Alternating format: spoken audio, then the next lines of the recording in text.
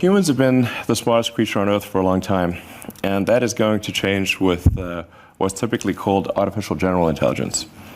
So this is, say, an AI that is smarter than a human in every way. Could even simulate a human. This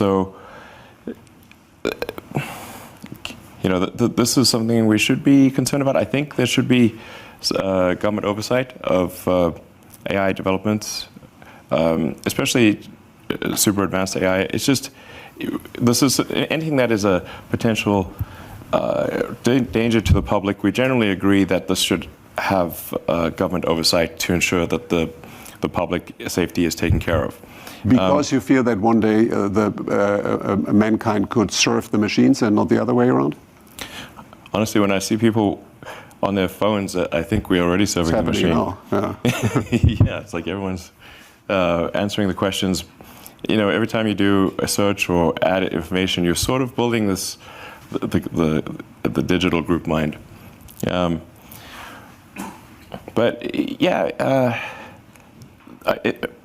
advent of artificial general intelligence is called the singularity for a reason, because just like a black hole, which is a singularity, it's difficult to predict what will happen.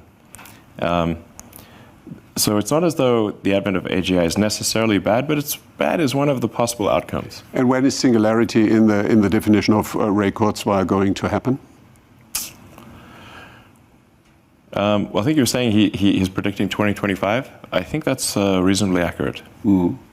And how can it be avoided that is then more a threat for humanity than an opportunity? Is it a question of governance, so that there is not too much power in one or in few hands? Or how would you make sure that it goes into the right direction? I think we should have a government oversight, just like we do. We have government oversight and regulation of cars and aircraft and food and pharmaceuticals. These are all, there are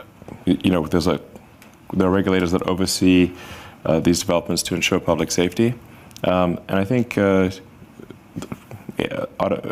digital superintelligence would also be potentially a public safety risk. And so it should be, I think it's very important for regulators to keep an eye on that. Who should own the data by then? I think everyone should own their own data. Like individuals should own their data. And it certainly shouldn't be tricked by some terms and conditions of a website and suddenly you don't own your data. That's crazy. Who reads those terms and conditions anyway? So, but I think it's just, like we wouldn't let people develop a nuclear bomb in the backyard just for the hell of it, That seems crazy. So digital superintelligence, I think, has the potential to be more dangerous than a nuclear bomb. So, yeah, we should somebody should be keeping an eye. We can't have the inmates running the asylum here. Which is a global issue, because if we do well, but China has other rules and a different regulatory framework, that is another I don't challenge. I generally like that. This is one of the rebuttals I get from those developing AI. And Tesla is also developing a form of AI with self-driving, but it's a very narrow form of AI. Just like the car's not going to wake up one day and take over the world. But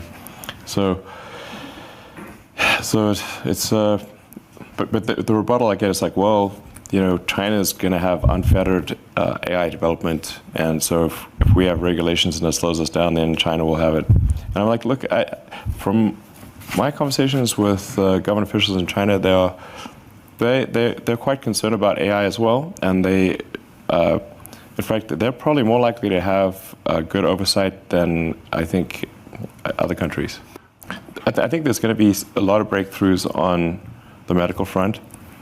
Particularly around synthetic mRNA.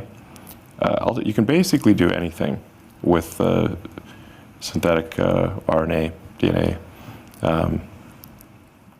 It's like a computer program. So, I think with effort, that's not too crazy. You could probably stop aging, reverse it if you want. You can basically do anything. You can turn someone into a freaking butterfly if you want with the right DNA sequence.